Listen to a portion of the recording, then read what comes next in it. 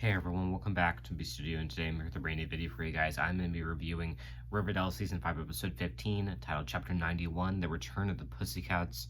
I'm excited to get into this. I'm sorry this is coming out so late, considering Episode 16 is literally coming out tonight, but I just thought I would come on and give my review really quickly, because I think this was a highly anticipated episode for every fan, most every fan, as long as they like the Pussycats, and I personally liked them. I thought their performances were great. I'm disappointed in how they fell apart. I'm disappointed in how Veronica kind of took over, and I just feel like they didn't do them justice. So I'm glad that they were able to get them all back for this one episode. I'm hoping I'll talk more about the spinoff later, but okay. So we pick up with Melody is a published author. She's doing the narration. That's awesome. I really like that. And they want Valerie to be the star for a movie based on the book. And Melody has a girlfriend named Nancy, and Valerie has a boyfriend named Alan, who's surprised, played by Chris Chris McNally, who plays Lucas in When Calls the Heart. And throughout this whole episode, like, he's cheating on Elizabeth. Me and my mom were both saying that, but so they're both in relationships, but it turns out that Tyler Perry, who's going to be directing the movie, does not want Valerie to be the star. He wants someone else. So we have that going on. There's some drama there. Meanwhile, Josie's back, and there's a lot of great numbers this episode. I really did like their song choices, because we got this beginning sequence of Josie coming back to town wearing this beautiful blue dress, and we saw her and Val and Mel kind of reunite, like a dream sequence. But yeah, we see her with that. I really liked it personally. That was great. And then she gets this pretty interesting thing where she calls Hiram. I'm not gonna say it, but like, I mean, it wasn't nice per se, but like, I think Hiram kind of deserved it. I mean, whatever. Okay, so we got that. Okay, so then we see that Josie wants to use the Riverdale High music room to record her music, but she has to be a music teacher, so she agrees to teach a music class. Archie hears her. Great chemistry between the two, by the way. Even though they didn't reunite romantically, they still had these like great moments as friends, where you're reminded how great things were back and all the way back in season 3 before she left town. So he invites her out for drinks with the gang. So then we cut to drinks in the gang, and pretty much Josie kind of rips into everyone, because they're all saying like, oh, Josie can help them save the town, but she feels like cheated because she wasn't treated right by any of these people, which is kind of true in a way. Although it was kind of mean, some of the things that she said, because I don't think not everyone deserved to hear all of what, like, I don't think it was right of her to rip into everyone, although maybe it did kind of show that, I think the main point was to show that she wasn't treated right by any of these people, but she exaggerated a little bit on a few of them, because she was like, Veronica, we're more acquaintances than friends because you tried to take over me back in high school, and then, which is fair. I think that was more a big parent miscommunication too, between the Lodges and the McCoys. And then what else? Okay, and then she says like Jughead with the whole serpent's mask thing. That's true. I mean, Josie was just kind of overlooked there. Like, Josie and her dad could have died, but it's whole Jughead's thing. I think it just shows how messy pre-time jump is and how they're trying to fix that with all these characters, because then she's like, Betty, we've only interacted like once in high school, which that's not anyone's fault necessarily. And then she's like, Cheryl, you sent me a pig's heart, which she definitely deserved that, because that was definitely wrong of Cheryl to do. That's creepy. So, and then she doesn't go into Archie, though she definitely could have, but so yes, we get that. And then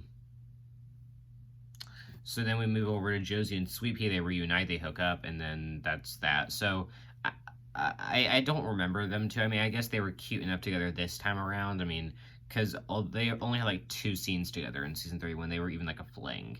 One was like a kiss by the pool, and then another one was like the whole breakup. So it's not, we just didn't get much of that. So I guess it's good that they're reunited so we can get some closure on that. So yeah, we had that whole thing going on. And then she meets up with Valerie and Melody, and they're kind of not, they have this great performance of physical. I really like that. but they're not too happy to see Josie. They're upset because she treated them wrong. She went off to start her own solo career and left them in the dust, and they're just still cheesed about that.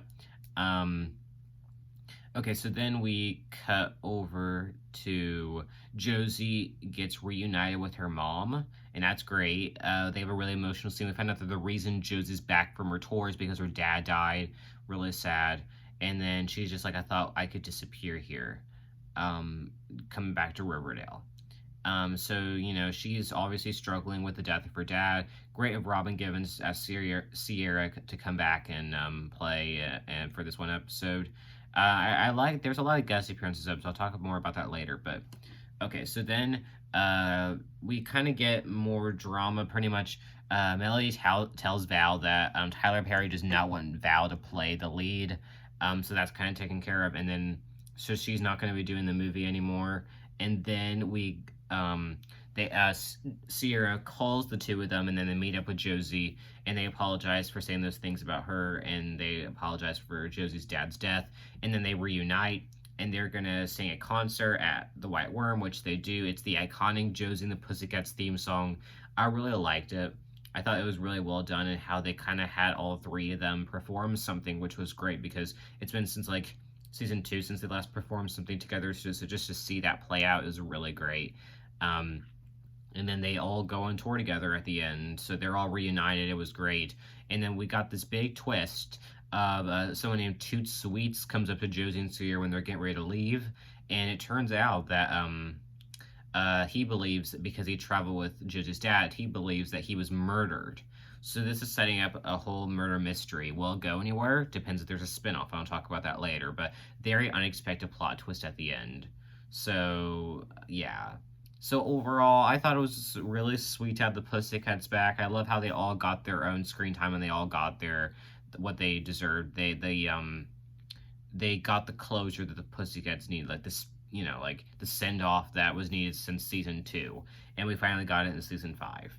Other things going on. So pretty much, Alexandra Cabot from Cabot, I'm not sure how you say it, but from Katie Keene, turns out that she made a risky investment, a bad investment with Chad, Veronica's estranged husband, and she wants her money back, but Veronica can't do that. She's struggling as it is because Chad's also put her in a tough spot when it comes to money. So she turns her attention over to Tabitha, who's working on franchising the diner.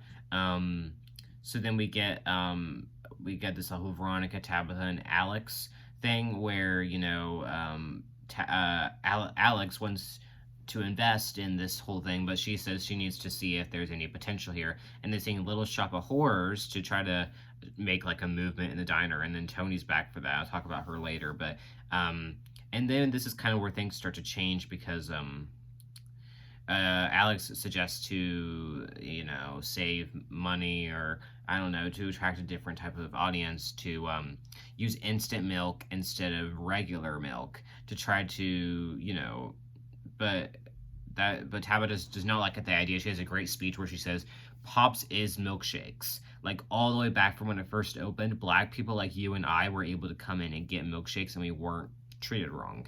So,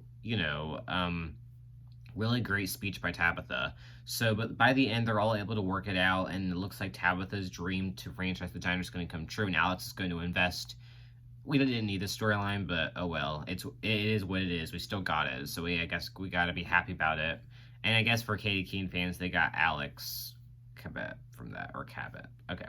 And then Tony is here. She comes back for the Little Shop of Horrors dance. She is 9 months pregnant. She is overdue. And we get this at the White Worm during the Josie and the Pussycats performance. We get she goes into labor, and then she delivers the baby and pops, and they name it Anthony, aka Tony, for a nickname, which is confusing, but Anthony Antoinette, I don't know, it's very close. I'm concerned. But yeah, so we get that, and Cheryl and Fangs help her deliver the baby. Kevin was just, I don't know, I mean, he easily could have helped because it's technically his son too that he's going to be raising, but he didn't help at all when it was planned for the three of them to do it. Instead, Cheryl had to step in and do it. So I don't know. I guess I guess Kevin will not be raising the baby with them, though. I guess that's not gonna work out. So I don't know what's going on there because that's not definitely not a good thing. But what else do we have? Okay, so last thing I wanted to say was we got a Betty and Archie glances episode, so that was very interesting. I read things online about a Bargy baby. I don't think that's true. I don't think they're going in that direction. But I think I'm pretty sure, I'm 99% sure that something romantic will happen between them before the end of the season. Just saying. Okay, so that's all I'm kind of going to say. Overall, I really like this episode. Some great music numbers with Josie, Mel, and Val. Great stories across the board. Great episode, and I'm excited. I'm hoping there's a spinoff. Really hoping. So, anyways, thanks everyone for watching the studio. Like, comment, subscribe, and turn post notifications so you never miss a video. Thanks everyone for watching, and bye.